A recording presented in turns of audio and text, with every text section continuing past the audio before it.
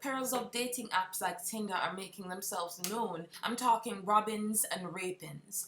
On the hilarious end of the spectrum, you have Demoy Pennington, who was arrested and charged for robbing 2 of his Tinder dates, allegedly. They met in person at Clock Tower Plaza in Halfway Tree.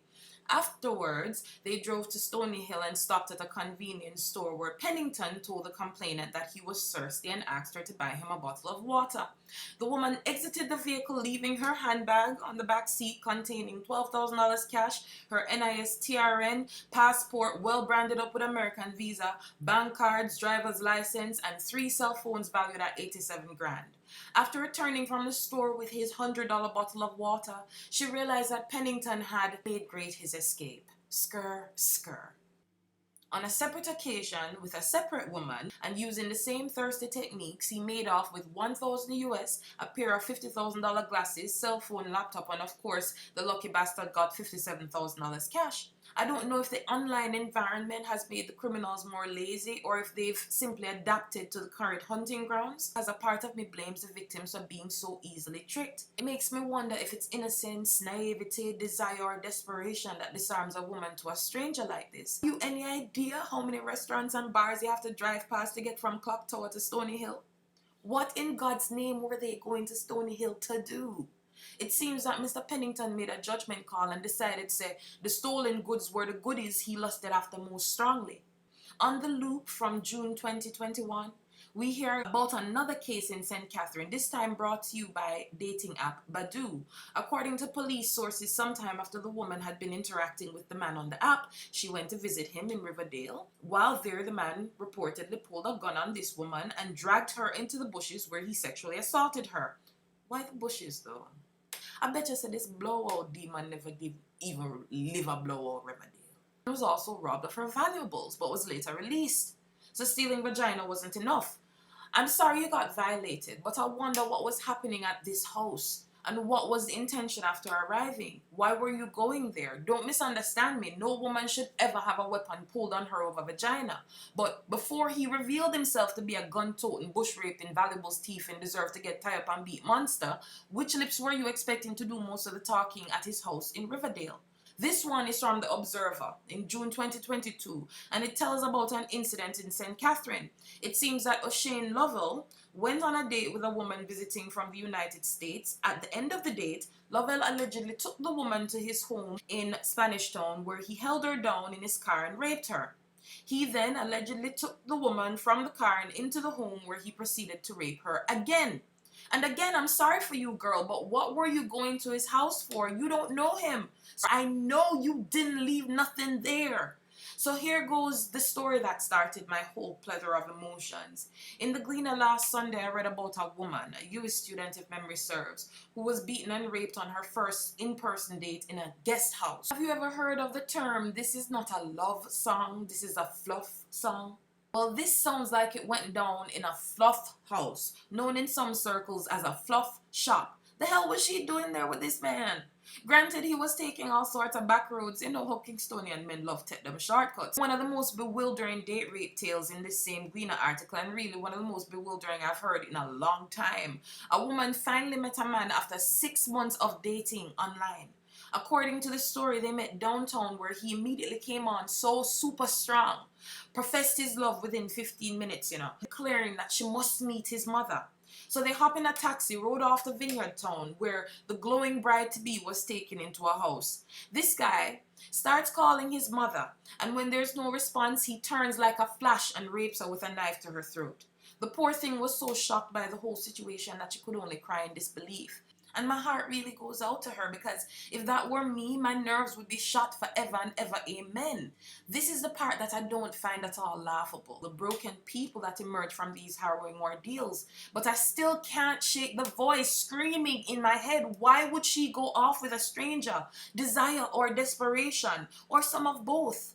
Or maybe she didn't feel at all like he was a stranger. After all, here standing before her was the fantasy she had virtually invested 6 months of her energy into, pun intended. I think at the heart of so many of these date rape stories is the cultural lag that betrays our inability to establish social norms and boundaries that are conducive to our current technological immersion. Cultural lag. The fact that cultural elements change at different rates, which may disrupt a cultural system. And here we find ourselves 58 years on from Ogburns' observations, with Tinder and Badoo and other apps like this fueling the hookup culture in our thoroughly disrupted dating landscape, and people who feel more comfortable having sex with a stranger than they do having a meaningful conversation. The online environment is feeling more and more like real life because it's supplanting more and more of our real life interactions, especially after the great fallout of the COVID response.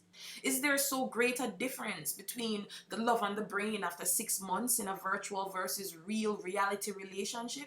What is at work behind the false familiarity that comes from online communication, where certain distance and anonymity emboldens people to be forward in ways that are unwise at best and unsafe at worst? And as a consequence of their inappropriate oversharing, fast-forwarded familiarity, and in some cases DIY pornography, they're then forced to live out that virtual reality and reward a virtual stranger with an insane level of trust and access when meeting for the first time in person, and frankly, when just meeting for the first time, period. Because I used to be on Tinder. And the unsaid thing in all these stories is that most of these dudes will send you a dick pic as easily as they send you a salutation.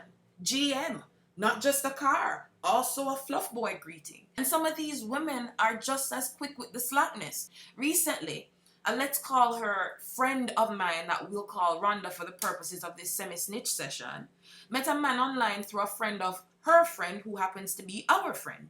Within 3 weeks, this man was scheduled for a visit, and Rhonda and her 50-year-old should have known better ass was off for a rendezvous with her romantic random at Montego Bay Airport. And Rhonda promptly checked into this man's room. According to Rhonda, she not buying a puss in a bag. Is this desire or desperation? Whatever the case, the reality is that had this man not been content with mundane sex and tied her to the bed for 50 shades of grey, red and all that, then she'd have had a difficult time explaining to us and the police that I just wanted to get to know him better, instead of proud boasts about the puss being out the bag.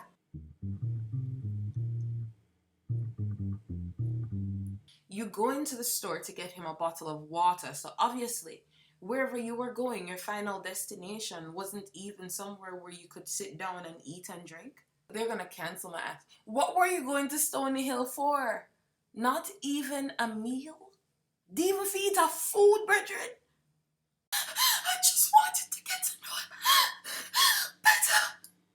It sounds terrible, and no doubt this is why so many women do not report incidents like this. It's hard to explain the situation when you have to include the part about going to Stony Hill to have sex with a stranger, or Riverdale to have sex with a stranger, or Montego Bay to better get to know / have sex with a stranger. With date rape, the lines between liberated, laughable, and lamentable are very blurry. And it's hard to cope after things go terribly wrong and you get raped by a man who you've already sent nudes and graphic sexual content within days of him swiping your picture on an app. The men who rape and rob our dogs, I've been robbed countless times, and if I encountered them in the right circumstances, I'd be tempted to choose violence.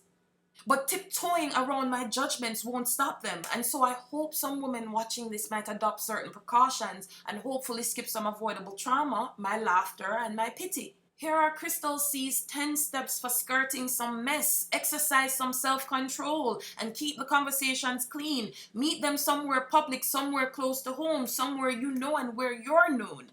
Tip the security guard so he'll keep an eye out for you. Find your own way home. Stop assigning familiarity and trust that is undeserved, and for God's sake, do not go to a strange man's house, car, or fluff spot. Frankly and sadly, in this environment, if you're too broke for a taxi to and fro, then you're too broke to date responsibly. Please like and subscribe. Thank you.